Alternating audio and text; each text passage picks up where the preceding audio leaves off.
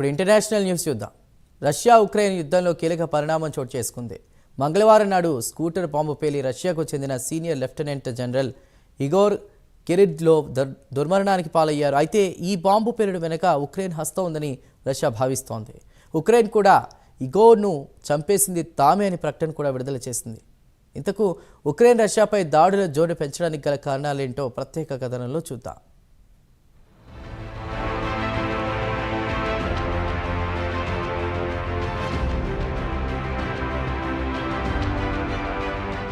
యుక్రెయిన్పై Russia ఫిబ్రవరి 2022లో యుద్ధం మొదలెట్టింది.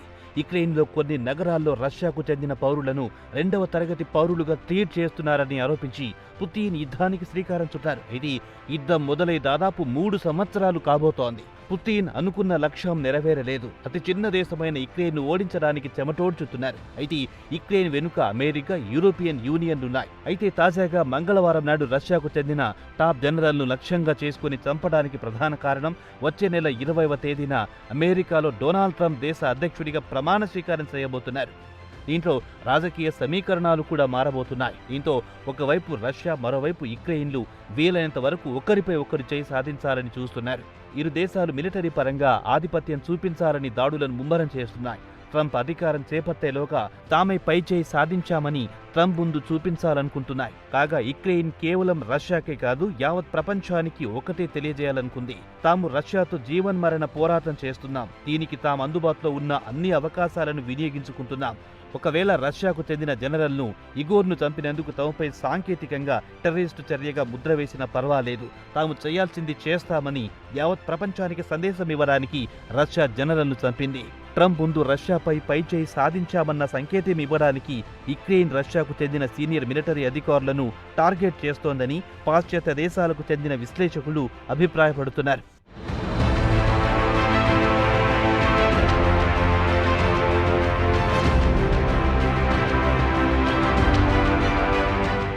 ఇదిలా ఉండగా మంగళవారం నాడు మాస్కోలో రష్యాకు చెందిన సీనియర్ మిలిటరీ జనరల్ను ఇగోర్ కిరిల్లోవ్ను స్కూటర్లో బాంబు పెట్టి రిమోట్ ద్వారా పేల్చి చంపేసింది.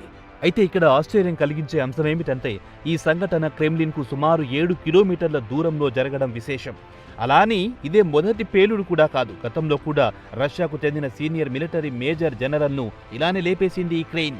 ఈ ఏడాది జూలైలో మాస్కోలో కారు బాంబు పేల్చి మిలిటరీ ఇంటెలిజెన్స్ చీఫ్ను లక్ష్యంగా చేసుకుని దాడి చేసింది. అయితే ఈ దాడిలో మిలిటరీ అధికారితో పాటు ఆయన భార్య తీవ్రంగా గాయపడ్డారు.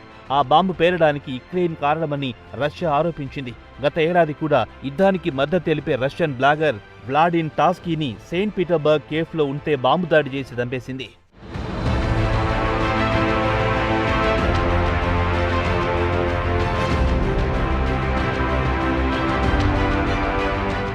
అయితే రష్యా యుక్రెయిన్పై పూర్తి స్థాయిలో దాడులు చేయడం మొదలెట్టిన తర్వాత నుంచి యుక్రెయిన్ ఒక్కొక్కరిని లేపుతూ పోతోంది. మాస్కోకు తూర్పు ప్రాంతంలో ఆగస్టు 2022లో కారు బాంబు ద్వారా అయ్యే డగ్ను లేపేసింది. ఆమె పుతిన్కు సన్నిహితుడైన అలెగ్జాండర్ డుగాన్ కూతురు కావడం విశేషం. అయితే యుక్రెయిన్ మాత్రం తాము డుగాన్ కూతురును చంపలేదని వివరణ ఇచ్చుకుంది. అయితే పాశ్చాత్య దేశాలు మాత్రం డుగాన్ కూతుర్ని చంపాలని యుక్రెయిన్ ఇతరులకు చెప్పి చేసి ఉండొచ్చన్న అనుమానం వ్యక్తం చేసింది.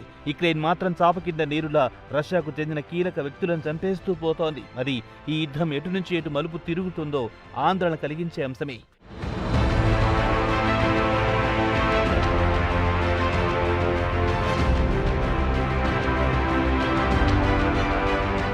ఇక మంగళవారం నాడు స్కూటర్ బాంబ్ పేలుళ్లో చనిపోయిన రష్యా జనరల్ ఇగోర్ కిరిల్లోవ్ విషయానికి వస్తే సిబిఎన్ అంటే కెమికల్, బయోలాజికల్, ఫ్యూయల్ ఇన్ఛార్జిగా వ్యవహరిస్తున్నాడు. అంటే రష్యా సైనికులను రేడియోలాజికల్ లాంటి వాయువుల నుంచి ఇగోర్ కాపాడాలి. కానీ ఆయన సిరియాలో కెమికల్ యుద్ధానికి తెరతీశాడు. ఇప్పటికీ సిరియా ప్రజలు అసద్ తమ ప్రజలపైనే రసాయనిక ఆయుధాలతో దాడులు చేశాడని ఆగ్రహం వ్యక్తం చేస్తుంటారు.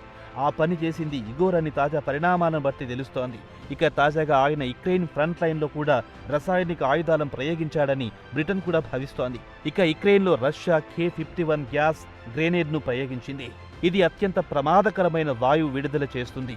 K-51 గ్యాస్ గ్రెనేడ్లను పేలిన ప్రాంతాల్లో సారిన్, సెనైడ్ అవశేషాలు కనిపించాయని బ్రిటన్ చెబుతోంది. అయితే ఇలాంటి దాడులు ఇగోర్ యుక్రెయిన్పై సుమారు 5,000 వరకు దాడులు చేశాడని ఆరోపిస్తోంది. పాశ్చాత్య దేశాలకు చెందిన ఎనలిస్టులు మాత్రం యుక్రెయిన్ చాలా ఎక్కువ చేసి చూపుతోందంటున్నారు. మొత్తానికి తమపై రసాయనిక ఆయుధాలతో దాడులు చేసిన వ్యక్తిపై ప్రతీకారం తీర్చుకుంది.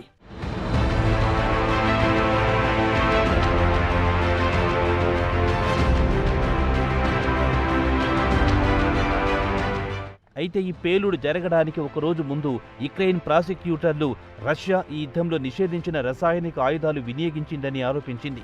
ఇగోర్ కిరిల్లోవ్కు శిక్ష కూడా విధించింది. కాగా యుక్రెయిన్కు చెందిన మిలిటరీ ఉన్నతాధికారులు కూడా రష్యా లెఫ్టినెంట్ను లేపేయడం వెనుక యుక్రెయిన్ సీక్రెట్ సర్వీస్ SBU హస్తం ఉందని అంగీకరించింది. ఇక ఇగోర్ కిరిల్లోవ్ విషయానికొస్తే అతడు వార్ క్రిమినల్. యుక్రెయిన్ అతన్ని లక్ష్యంగా చేసుకుంది. యుక్రెయిన్ మిలిటరీపై నిషేధించిన రసాయనాలు వాడాలని రష్యా సైనికులకు ఆదేశాలు జారీ చేశారు. యుక్రెయిన్ సైనికులను ఇలా నిర్దాక్షణ్యంగా చంపిన వారికి ఇదే గతి పడుతుందని, యుద్ధ నేరస్తులను విడిచిపెట్టే ప్రసక్తే లేదని యుక్రెయిన్ మిలిటరీ ఉన్నతాధికారులు హెచ్చరిస్తున్నారు.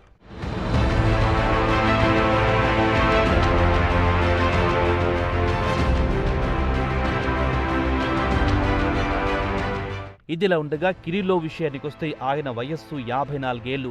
మిలిటరీలో అత్యంత సీనియర్ మిలిటరీ అధికారి. కాగా 2022లో ఫిబ్రవరి నుంచి యుక్రెయిన్పై దాడి చేసిన సీనియర్ మిలిటరీ అధికారులను యుక్రెయిన్ ఏరిపారేస్తోంది. తాజాగా ఇగోర్ మృతి కంటే ముందు అతని అసిస్టెంట్ ఇల్వాయ్ పోలికార్పోవ్ కూడా రయాజనిక్ స్ట్రీట్లో జరిగిన పేలుడులో లేపేసింది. ప్రస్తుతం సోషల్ మీడియాలో చక్కర్లు కొడుతున్న వీడియోల ప్రకారం చూస్తే పేలుడు కంటే ముందు ఇద్దరు వ్యక్తులు అపార్ట్మెంట్ రెసిడెన్షియల్ బిల్డింగ్ నుంచి బయటకొచ్చి కారు వైపు అడుగులు వేస్తుండగా అకస్మాత్తుగా పేలుడు సంభవించింది.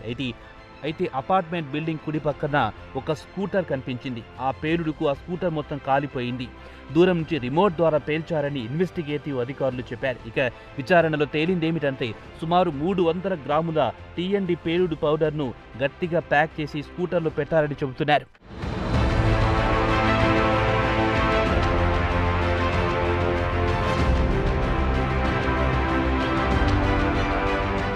మొత్తానికి చూస్తే యుద్ధంలో రష్యా పలువురు సీనియర్ మిలిటరీ ఉన్నతాధికారులను కోల్పోయింది. అలాగే ఈ యుద్ధంలో రష్యా వైపు సుమారు 5 లక్షల మంది చనిపోవడమో లేదా గాయపడమో జరిగింది. మరి సీనియర్ మిలిటరీ అధికారి మృతికి పుతిన్ ఆగ్రహంతో రగిలిపోతున్నారు. యుక్రెయిన్ భారీ మూల్యం చెల్లించుకోవాల్సిందేనని రంకెలు వేస్తున్నారు. మరి యుక్రెయిన్కు పుతిన్ ఎలా గుణపాఠం చెబుతారో వేచి చూడాల్సిందే.